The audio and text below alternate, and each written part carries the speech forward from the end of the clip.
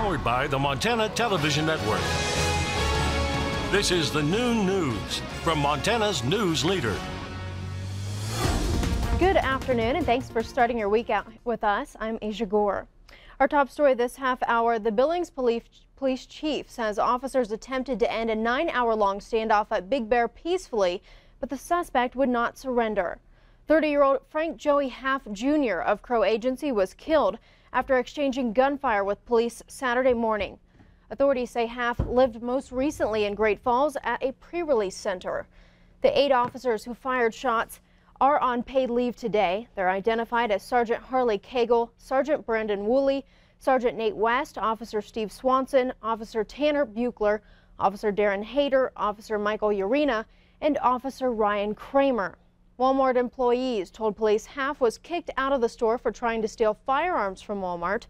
That's when Half drove across the street to Big Bear and crashed into the front entrance sometime before 3 a.m. Officers responded and engaged in a standoff that lasted throughout the morning. Multiple attempts at negotiations failed, and Half engaged officers in more than one shootout. Half was reportedly wearing body armor at the time. Police believe the last exchange of gunfire resulted in Half's death. We're told there's no evidence of a suicide. Now, Chief Rich St. John says his officers tried to end the standoff without a loss of life, but there was just no way.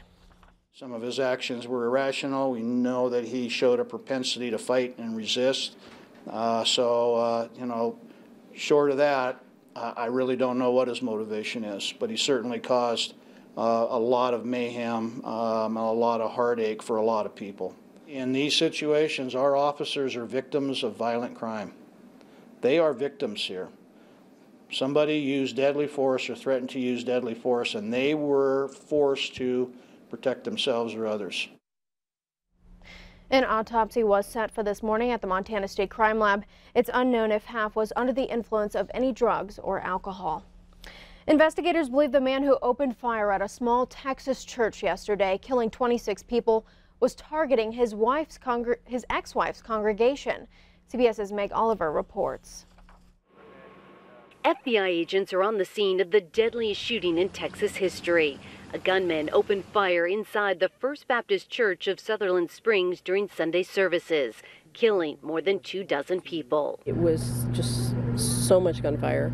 The victims ranged in age from 5 to 72. One thing that gives me a sliver of encouragement is the fact that Belle was surrounded yesterday by her church family that she loved fiercely.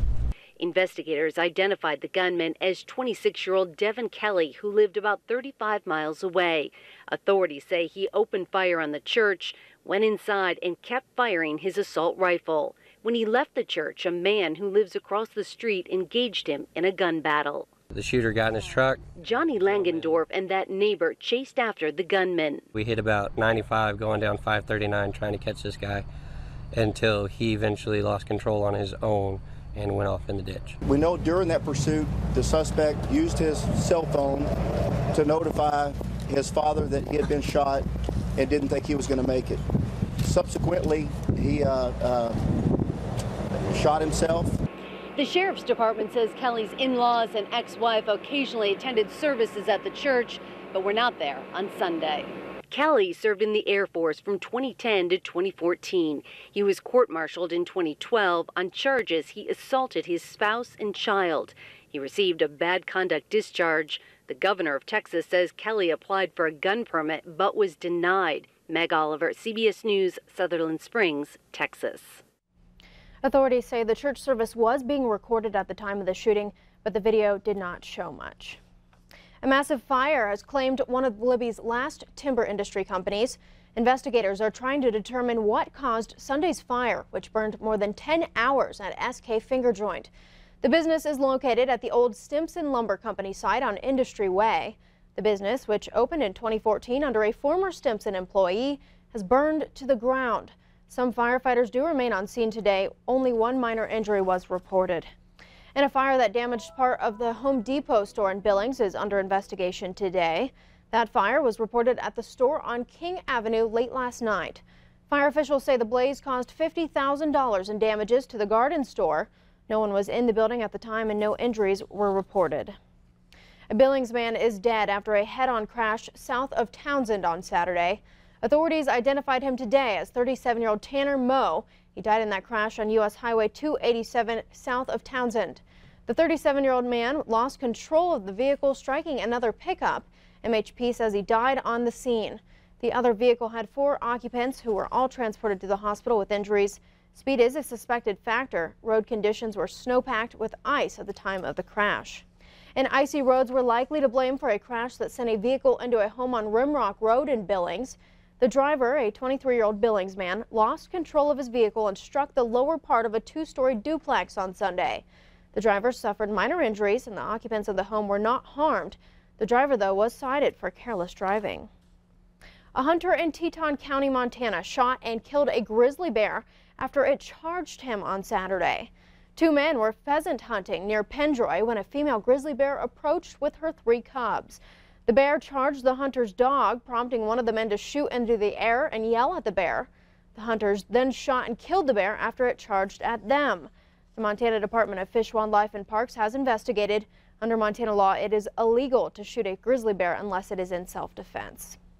We turn now to the weather scene with Ed McIntosh, and today it's pretty snowy out there. That's right. There's snow all over, whether it's falling from the air or whether it's already on the ground. We'll start off with a look over towards Butte for today. We're starting to see the snow showers wind down with a light breeze, sitting chilly at 19 degrees, but 17's the story over in Helena. And again, light snow, we've had some clearing and the sun starting to at least show itself a bit. Around Great Falls right now we're into the single digits with plenty of sunshine, and those temperatures there could be dropping down to sub-zero readings by first thing tomorrow morning.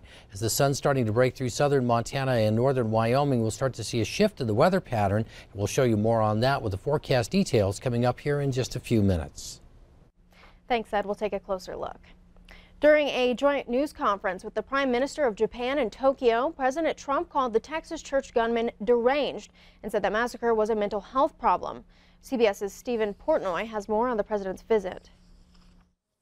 This is a mental health problem at the highest level. At a joint press conference with Japan's Prime Minister, President Trump insisted Sunday's mass shooting in Texas does not warrant new gun controls. This isn't a guns situation. I mean, we could go into it, but it's a little bit soon to go into it. But fortunately, somebody else had a gun that was shooting in the opposite direction. Otherwise, it would have been as bad as it was. It would have been much worse. Earlier, the president focused his attention on bolstering U.S. trade in this region. It's one of his main goals on this 12-day Asian trip. Last year, the U.S. trade deficit with Japan nearly reached $70 billion. In a speech to CEOs here in Tokyo this morning, the president accused his hosts of being unfair trading partners. Japan has been winning. You do know that. He called out the executives of Japanese automakers sitting right in front of him. Try building your cars in the United States instead of shipping them over. Is that possible to ask? That's not rude. Is that rude? I don't think so. When asked about North Korea, Mr. Trump said he hoped for a peaceful solution. He urged Japan to take additional steps to protect itself. The Prime Minister of Japan is going to be purchasing massive amounts of military equipment, as he should. The president wraps up his visit to Japan tonight. He heads to South Korea tomorrow. Stephen Portnoy, CBS News, traveling with the president in Tokyo. Japanese Prime Minister Shinzo Abe, who said North Korea dominated talks with President Trump, announced Japan will impose additional sanctions on Pyongyang in response to its escalating nuclear development. Still ahead on the new news, tornadoes wreak havoc in Ohio, leaving a path of destruction. We'll take you there. But first, Ed has our snowy weather forecast. Stay with us.